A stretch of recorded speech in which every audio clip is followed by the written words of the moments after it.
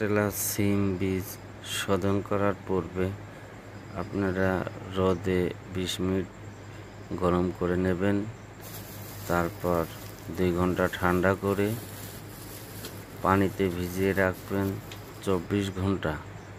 তারপর সুতি কাপড়, ছালা চট, টিস্যু এবং একটি আবদ্ধ পাত্রে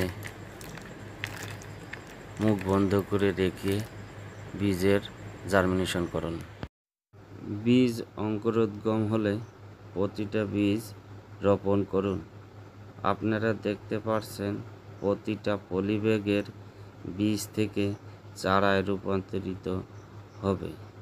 এখন আপনারা পলিব্যাগের উপরে প্রতিটা চারার উপরে ছাউনি দিতে হবে, তাহলে আপনার চারা রোদ বৃষ্টি থেকে রক্ষা পাবে। এভাবে 8 থেকে 10 দিন দেবে।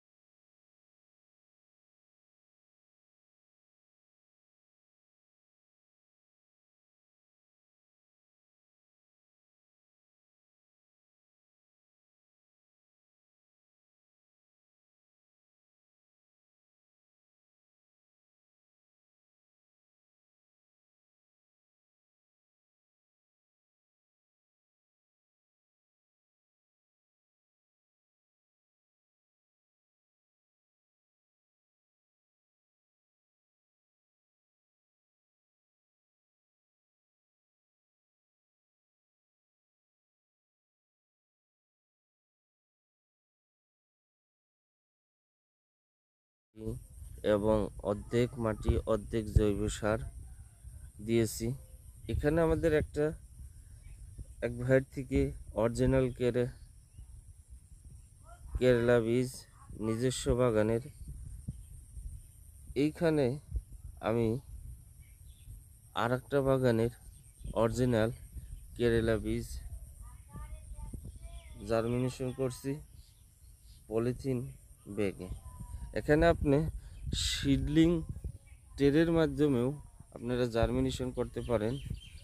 সিডলিং ট্রেতে কোকোপিটের মাধ্যমে। আমি এখানে কোকোপিট নিই নাই, আপনাদের নিজেরাই দেখতে পাচ্ছেন। আমরা জার্মিনেশন করেছি অর্ধেক মাটি অর্ধেক জৈব সার সমৃদ্ধ একত্রে মিশিয়ে জার্মিনেশন করেছি। এই বীজের জার্মিনেশন করতে আমাদের 5টা দিন অপেক্ষা করতে হয়। দেখেন, কোনো সিমের বীজ থেকে চারা তৈরি হতে বাকি নাই। এদিকে দেখেন, এইদিকে দেখেন। হ্যাঁ, পলিব্যাগে চারা উৎপাদন করলে চারার গুণগত মান, রোগ বৃদ্ধি অনেক কম হয় এবং জমি প্রস্তুত করতে করতে পলিব্যাগের চারা খুব পরিপুষ্ট হয়। এই সুন্দর চারা যদি মূল জমিতে স্থানান্তর করা যায়, সেক্ষেত্রে ফল হারভেস্ট করতে বেশি সময় নেয় না। নির্ধারিত সময়ের পূর্বেই গাছ থেকে ফল সংগ্রহ করা যায়।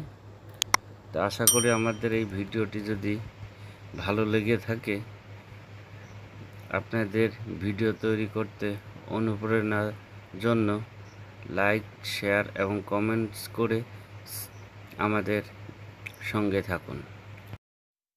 কেরালা সিমের বীজ নিতে ইচ্ছুক যারা, তারা আমাদের স্ক্রিনে দেওয়া বা ডেসক্রিপশন বক্সে দেওয়া নাম্বারে যোগাযোগ করুন। অরিজিনাল কেরালা সিমের বীজ পাওয়া যাচ্ছে। ধন্যবাদ।